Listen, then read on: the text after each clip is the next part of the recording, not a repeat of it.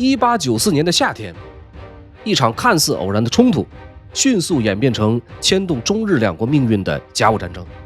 今天我们要讲的，从北洋海防到辽东半岛，从李鸿章紧锣密鼓调兵布阵，到赵怀业匆匆成军出兵大连，种种不利态势正把清廷长期以来隐藏的弱点一一摆在两国交锋的战场上。本集我们要把时间拉回到辽东战场。清军在开战以后急着填补平壤到辽东甚至是京畿的防线，淮军的精锐全被拉到了鸭绿江前线，身后的旅顺、大连、荆州成了危机四伏的一个短板。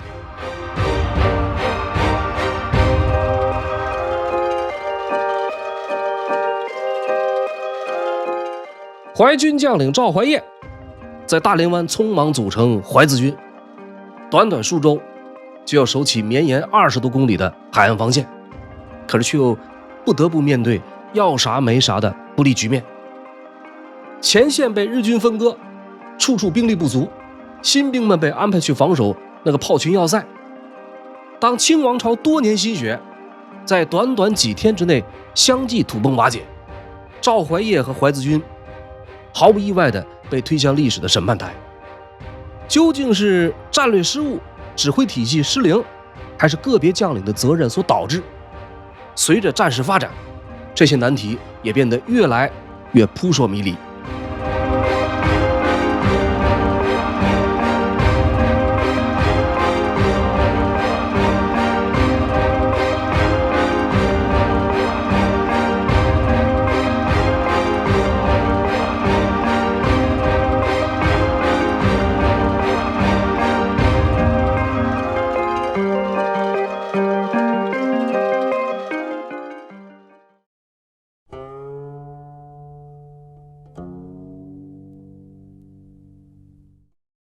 上一集说到黄海大东沟一场海战，让北洋海军遭受了沉重打击。战后受伤的那个舰船首先回到旅顺港全力抢修，但是旅顺船坞呢作业能力有限，加上定远、来远等等主力舰损伤过重，短期内无法彻底修复。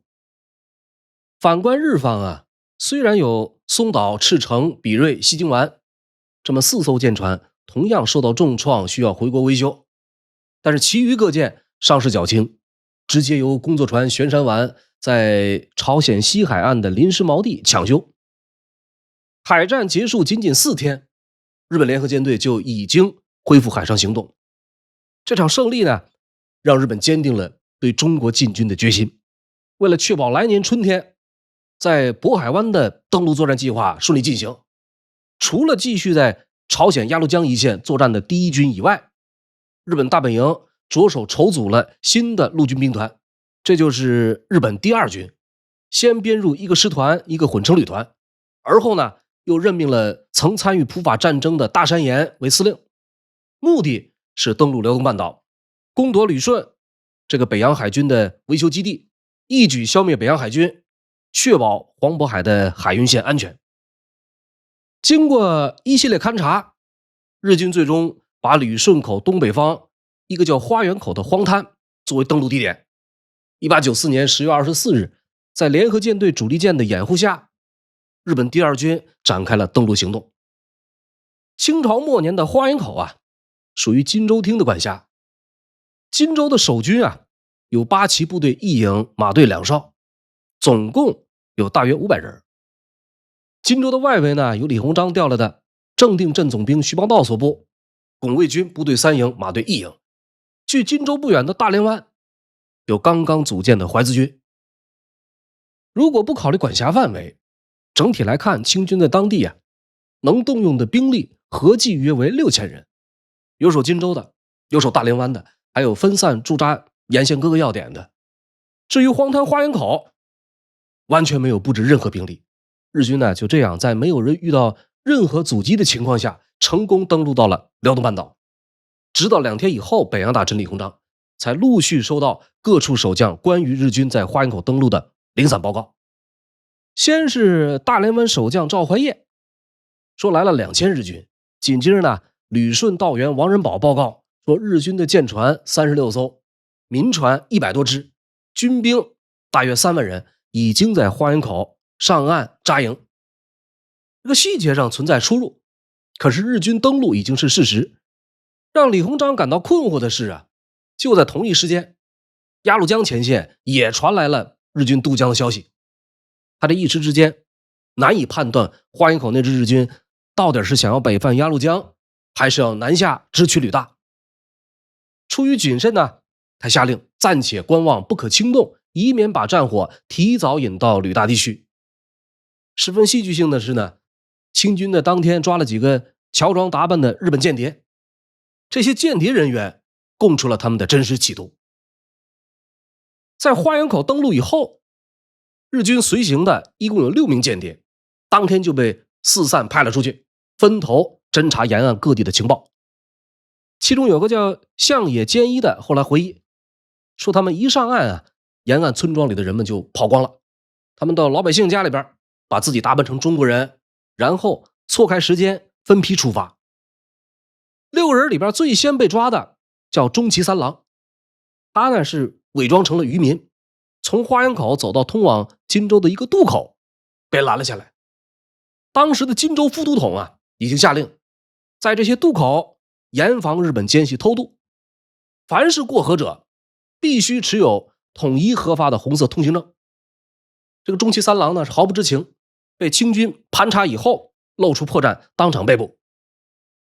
比中崎稍微狡猾的是山崎高三郎，他呢是没有单独走，而是跟在人群后边混过关卡，成功渡河，并且在当地投诉。第二天天一亮，因为过分斯文引起怀疑。随后呢，有人发现说这小子在上茅房的时候用的是不寻常的手指，这个细节把他出卖了。很快呢，就被877骑兵上门拘捕。第3个落网的叫藤崎秀，他也是成功绕过了清军的关卡，混在大批难民之中，开始向金州方向前进。到了一个叫曲关屯的地方，难民们把日军登陆的消息呢告诉了当地村民，结果整个村子陷入恐慌，老百姓们全都惊慌失措，不知道该怎么办了。唯独在人群中的藤崎秀故作镇定，自以为得计，很快就被村民捆绑起来，交给了路过的877骑兵。3名日本间谍先后被押送到金州副都统衙门，严刑拷打一番之后，他们相继供出了在花园口登陆的是日军的一支大兵团，登陆后的目标是为了进攻旅顺。这哥仨呢随后被公开处斩。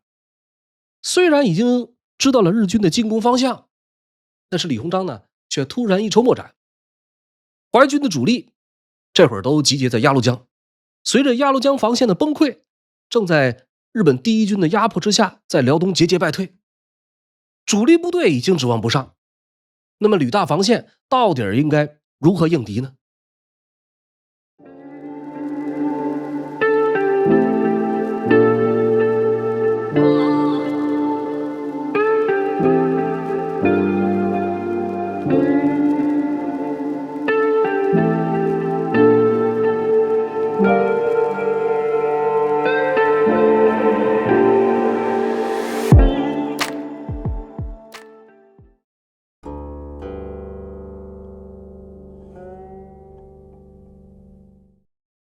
甲午战争爆发以后，北洋大臣直隶总督李鸿章受命负责当时的战守指挥工作。清政府这边呢也给了指示，一方面要确保从朝鲜败退的清军后顾无忧，按需援应，另一方面是必须确保京畿地区海陆门户的安全。这2点呢基本上就是甲午战争初期中方的战略规划。为了补充兵力啊，李鸿章决定以淮军的将领为骨干，另行募编一批新兵，快速扩充到前线。招兵的将领中有这么一位，按照李鸿章给的评价呀，这人是久当大敌，置身勇臣，不止精严，廉明果毅。他是安徽合肥人，父子兄弟好几位都在军中行走。此人本名赵怀业，又名赵怀义。依照李鸿章的军令，赵怀业招了大概5个营的新兵，准备驻扎山海关，加强防务。按照清代永营的传统啊，新编部队常以创建者的名号命名。那么赵怀业新募的部队就被称为淮字军。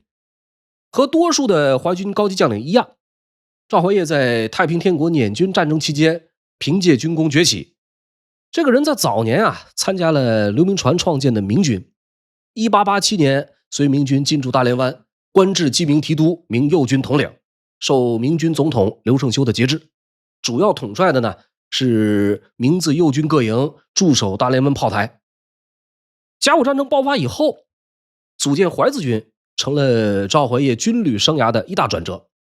淮字军从此诞生，赵怀业呢也因此成为独自统领一支军队的高级将领。我们从淮字军成军的过程可以了解一下清代晚期永营军队的一些大致情况。这个赵怀业原本是明军分统，驻防在大连湾炮台，对当地的情形是比较熟悉的，因此呢先以明军部分军官为骨干，就近在荆州大连湾一带募兵。到8月底已经募齐2营，人数接近1000人，主要呢都是荆州本地兵员。赵怀业呢就亲率这2营淮字军出发，从旅顺坐船来到山海关登陆，和山海关的守将卞德强协商以后，淮字军就驻扎在东关外，等待天津军械局配发武器，开始整训备战。按照原定计划，赵怀业得招多少人呢？他得招够5个营的兵力。荆州大连湾人口是比较有限的，能凑成2营已经很不容易了，剩下3个营只能前往人口大省山东，到德州、聊城、临清一带派专人招募。到9月初，大概半个多月，这3个营的兵力已经招得七七八八，预计9月中旬就能招齐。就在这个时候，赵怀业收到命令，要求他迅速整顿军备，淮字军全部调防大连湾，接替明军防务。仓促组建的这支军队呢，就这样开始准备移师大连湾。在1894年8月底9月初这个时间段的中日前线平壤战场上的局势让清军将领是心乱如麻。负责守卫平壤的叶志超多次向李鸿章报告，担心后方兵力太薄弱，后路容易被日军威胁，所以再三请求增派后援。可问题是，北洋沿线能动用的淮军主力几乎都已经派往朝鲜。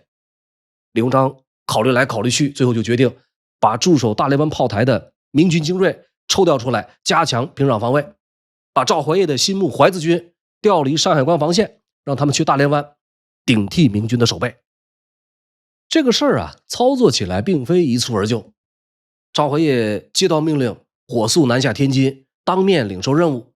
淮字军在山海关的2个营也立刻出发，火车转轮船，3、4天的功夫就到了大连湾。如果按照时间来算，从招募成编到山海关训练，再从山海关进驻大连湾，淮字军前前后后不过20天左右。也就是说，这是一支刚刚组建的新军，训练明显不足，甚至武器都还没有配备齐全，就被历史浪潮推到了前台，推到了大连湾。那么这个时候的大连湾到底是一个什么样的存在呢？大连湾的地理位置在今天的辽宁省大连市区到金州区之间，既是金州这座辽东重镇的海上门户，也是从辽东陆地通往旅顺的必经要冲。海湾口西侧的老虎滩到东侧的大孤山，直线距离大约15公里，岸线绵长，海湾开阔。当年李鸿章兴办北洋海防，在修建了旅顺军港以后，又在总理海军衙门的协调下，新建了威海和大连湾2处军港，用以充实渤海门户的防御。李鸿章把原本驻防在江苏、山东的明军调到大连湾，建设军港和炮台工事。建好以后呢，明军就留了下来驻防。大连湾军港的关键所在是海湾内岸线中段的和尚岛。岛的西侧柳树屯一带有一座码头，码头上有一座全体结构的栈桥，史称柳树屯栈桥，又叫李鸿章栈桥。栈桥装有大型起重吊臂，可以用来装卸煤炭和物资。这座栈桥是整个军港的核心。为了守护栈桥呢，和尚岛上建了3座大型炮台，各自配备德国克虏伯210毫米以及150毫米要塞炮。炮台前沿的海域还布有水雷阵，由柳树屯的水雷营负责操控维护。跟和盛岛相对的西侧海岸，还有黄山和老龙头炮台，共同配合形成对栈桥的掩护网。黄山炮台同样装备了克虏伯210和150毫米口径要塞炮，老龙头炮台则是火力最强的一座，装有法国施耐德240毫米口径要塞炮4门。西海岸靠近海湾口的处所也布设了一组水雷阵，同时呢设有独立的观察站操控。在大连湾的东侧还有一座面向东方的徐家山炮台，配备150毫米口径克虏伯要塞炮4门。整条防线从西侧的黄山延伸到东侧的徐家山，路上绵延超过20公里，地形起伏不一，要点众多，防线广阔。整个大连湾的防线布局和火力都是可圈可点的，唯独在人员方面始终捉襟见肘。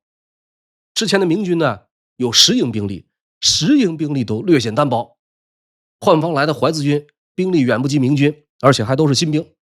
不得不说啊，这样的情况对任何人来说都是一次巨大的挑战。那么赵怀业究竟要怎样布防呢？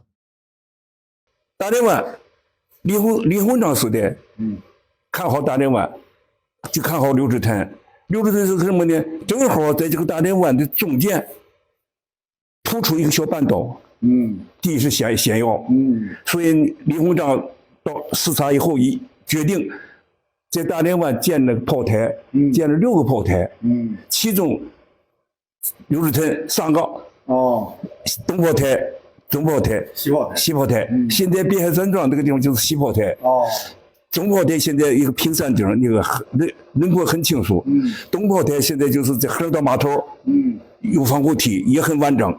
这3个炮台，同时在干井，那个就是2个。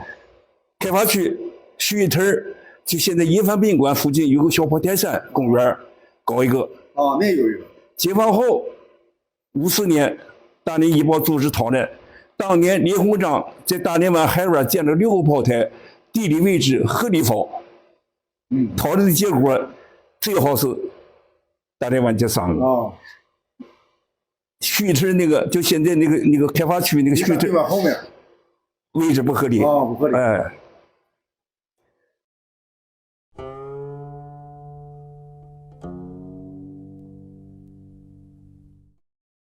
淮自军到访以后，赵怀业亲自坐镇柳树屯，首要任务就是尽快补齐装备，加紧训练。人员上勉勉强强扩充到步兵6营1哨、骑兵1哨，总兵力3012人，另有常夫660人。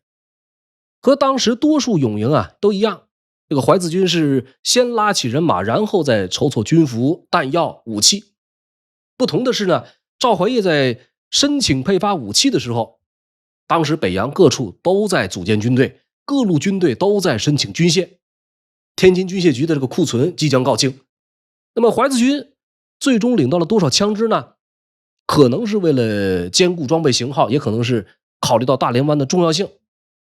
天津军械局把为数不多的美国制离翼连发步枪几乎全部发给了淮自军，前后共计配发了2360支步枪，其中除了160支哈奇开斯以外，其余的全部都是离翼步枪。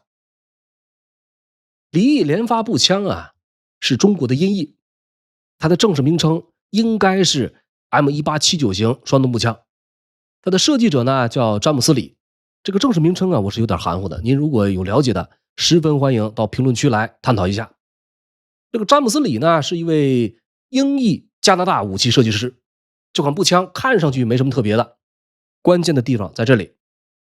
这是一个弹夹，最多可以装5发子弹。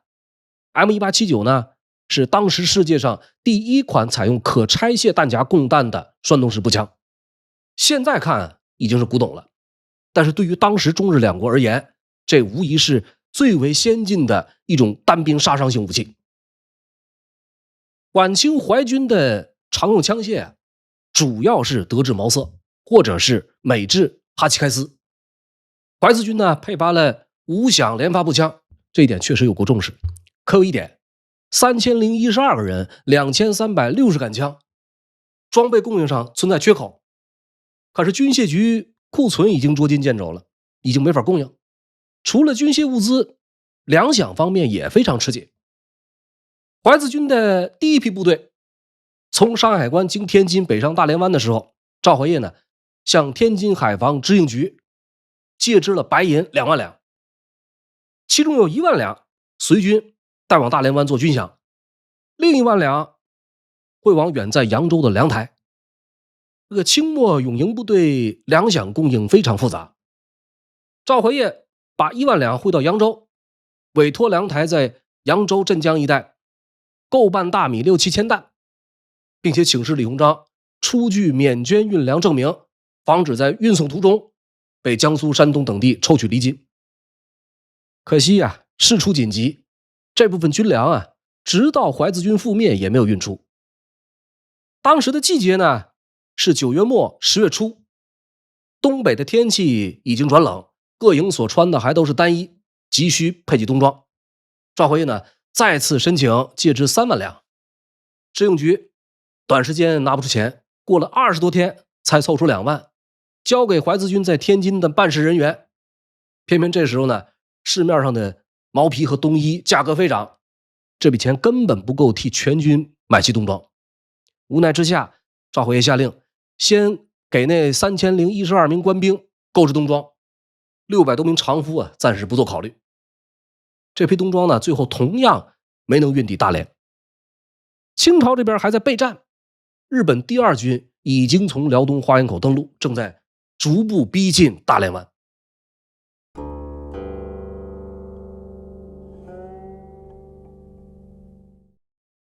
1894年10月初，淮子军差不多成型以后啊，赵怀业对大连湾的防务部署也逐渐呈现出来。和尚岛、黄山、老龙头这些地方，大连湾沿线有6座炮台，都是大口径的要塞炮。这个活呢，一般人干不了，操作技术太强。赵怀业手底下呢都是新兵，所以仍然有留下来的部分明军驻防。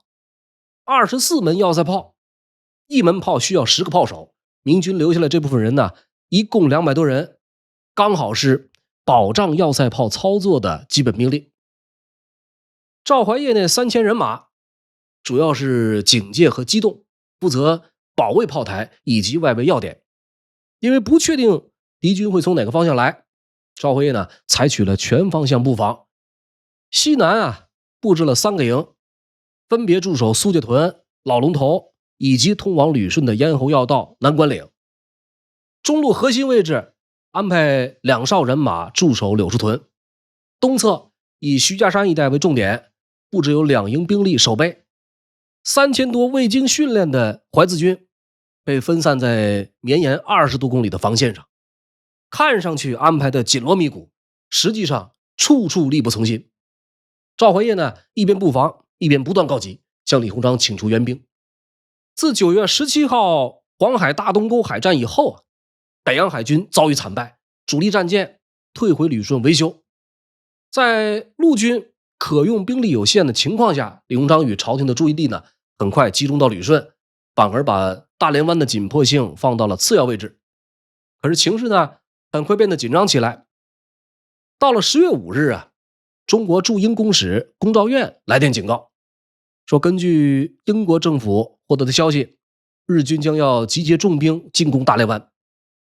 李鸿章被迫调整战略，提升大连湾的防御等级，让旅顺、大连湾互为犄角，紧急调遣正定镇总兵徐邦道率领拱卫军增援大连湾。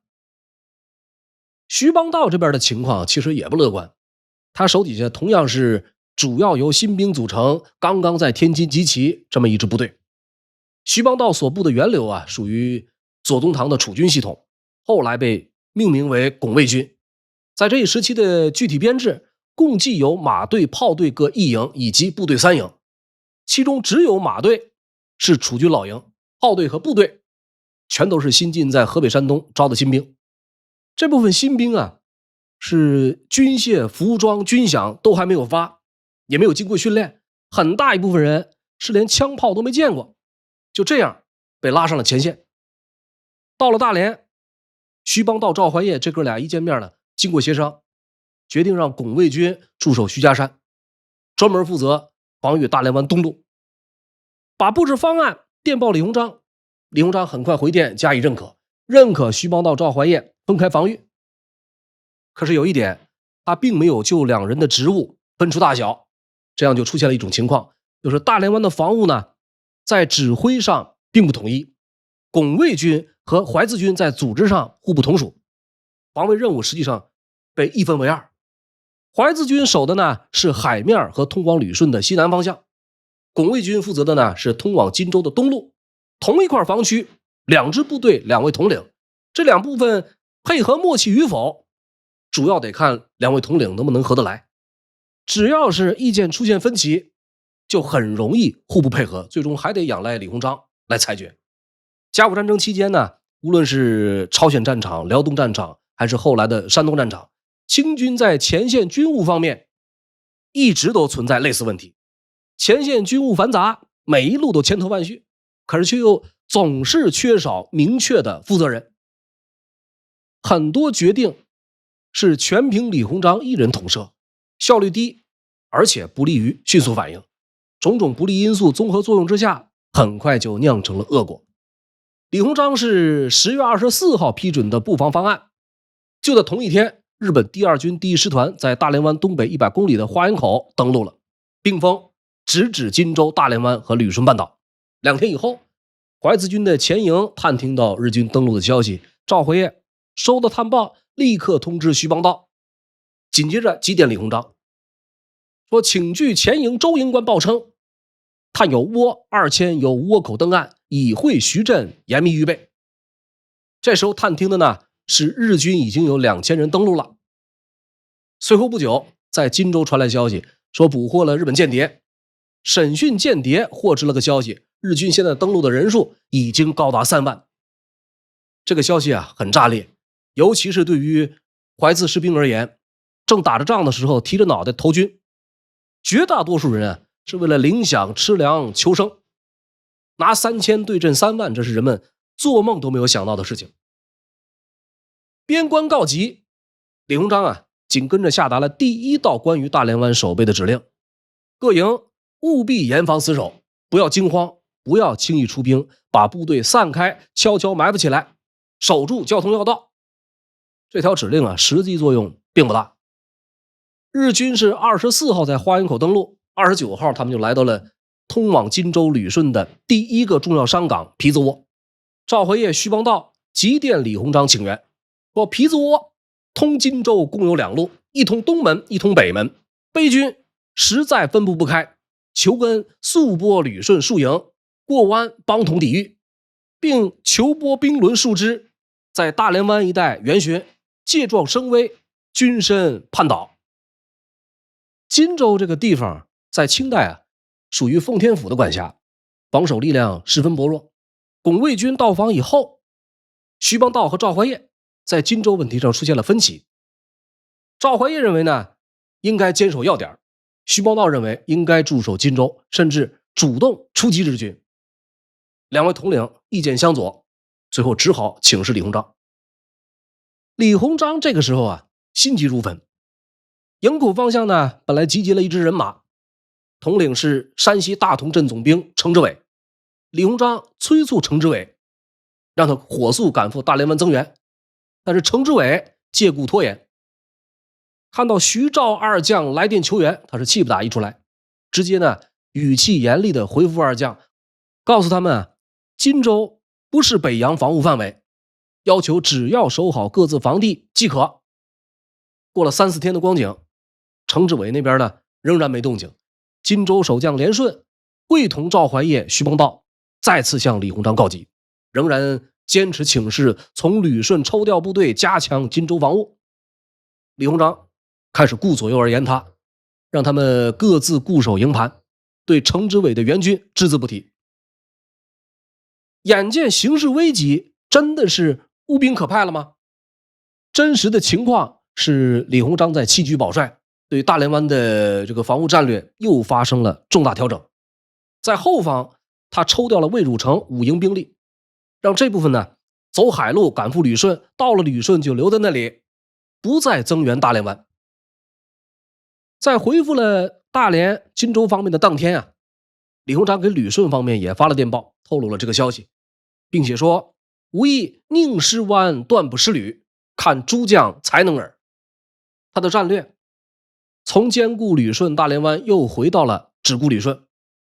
旅顺口是北洋海军唯一的维修基地，一旦不保，后果不可想象。所以在兵力有限的情况下，只能顾一头。在旅顺后集兵力，至于大连湾和荆州，就只能各安天命了。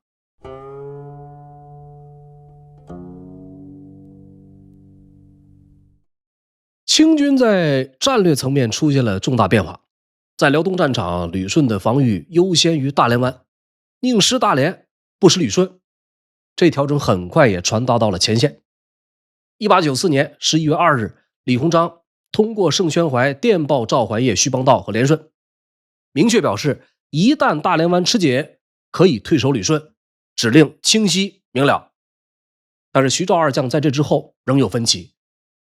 从后来的表现来看啊，赵怀业率领的淮资军完全遵从了李鸿章的战略，而楚军系统的徐邦道认为荆州是咽喉所在，失荆州则屡大不保，因此仍然坚持抽出兵力驻守荆州。两员主将，两支部队就这样开始渐行渐远。但是在徐邦道再三请求下，赵怀业呢还是抽出了200人，由营官周鼎臣率领，来到荆州协同防守。2天以后，11月4日，徐邦道的拱卫军在荆州以东陈家店、刘家店一带和日军展开交锋，被击退。荆州大连湾之战就此打响。11月5号和6号这2天，在石门子、钟家山一线，中日双方爆发激战。清军呢，由于都是新兵，很多士兵甚至连枪都没有打过，经验严重不足，导致损失惨重。淮资营营官周鼎臣身受重伤，兵力过于单薄，最终一败涂地。为了攻打荆州啊，日军这边根据情报兵分2路，一路呢由第一师团长山地元志率领，绕道逼近了荆州城郊；另一路由乃木希典率领，击溃了徐邦道所部以后，也到达了荆州城外，对荆州形成2路夹击的态势。随后2路日军呢同时发起进攻，先是集中数十门火炮，炮击荆州近1个小时，随后步兵一拥而上，从炸开的缺口攻进城内。城里的八旗军和拱卫军稍作抵抗，就直接弃城而去，向着旅顺方向溃退，荆州城宣告失陷了。就在荆州处于生死存亡这一天啊，赵怀业、徐邦道、连顺连番电报李鸿章、盛宣怀，报告战况，并恳求支援。赵怀业呢特别提到说，军粮、行营炮、炮弹都有缺口，急需调运补给。盛宣怀的回复呢是如至万不能守，即将炮栓、炮子抛沉海内，免为敌用。看地图，只有南关岭可守。荆州失陷以后，赵怀业淮资军行动成谜。综合中日双方史料来看，赵怀业当时呢率领淮资军大约有1000多人北上救援。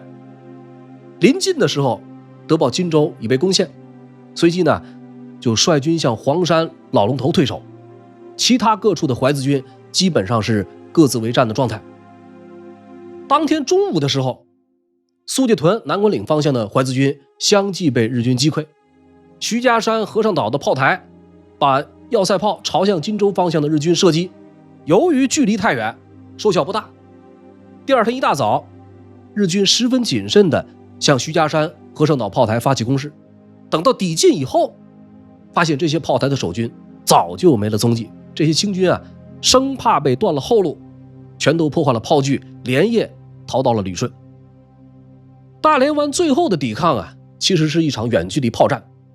和尚岛失守以后呢，赵怀业指挥的黄山和老龙头炮台多次向和尚岛射击，但是眼见大势已去，赵怀业最后也带着部队退往旅顺。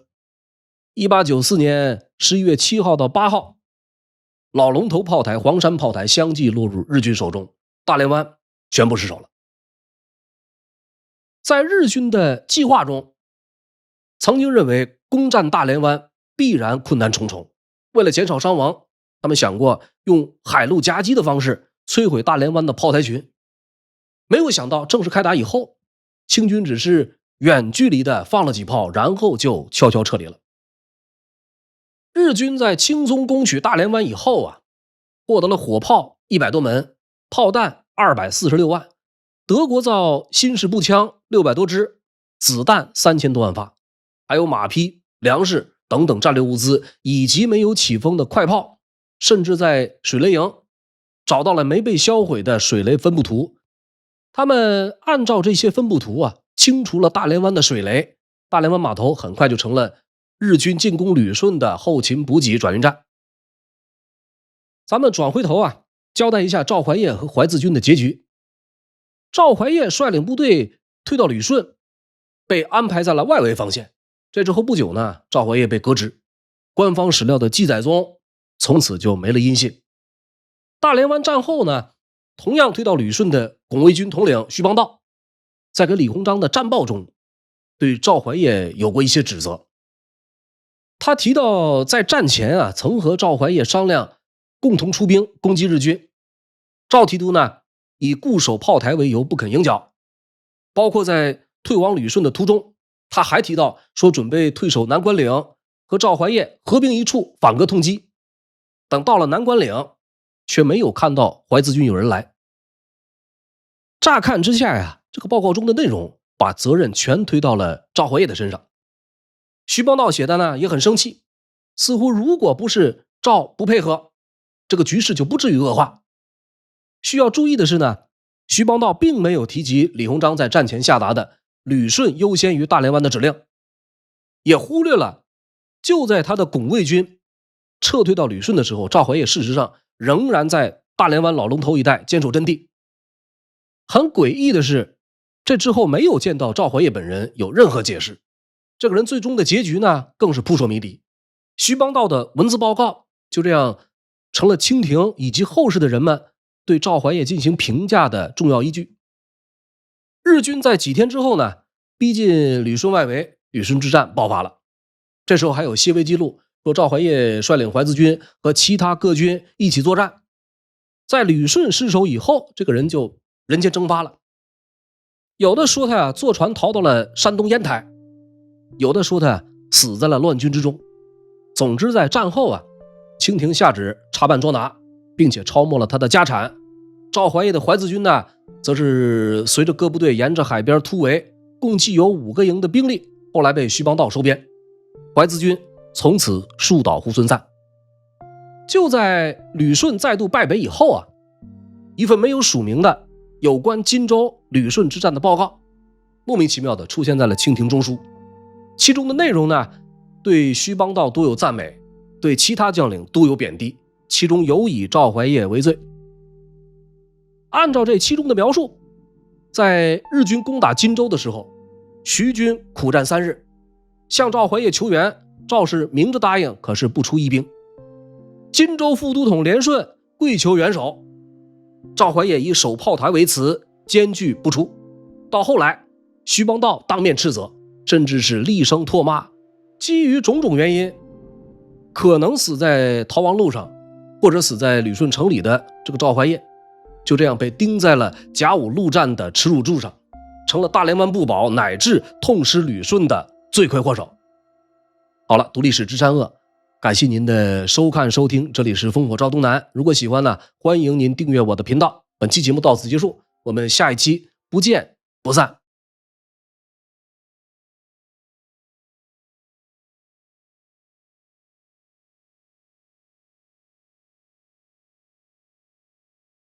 按照原定计划呀，这个赵怀业得招多少人呢？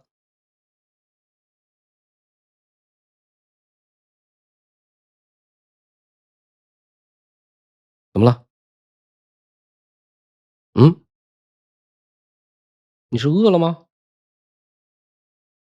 你过来，过来，过来，过来，过来，过来，过来，过来，过来，过来，过来，过来，啊！嘟嘟嘟嘟嘟嘟嘟嘟嘟嘟嘟嘟嘟。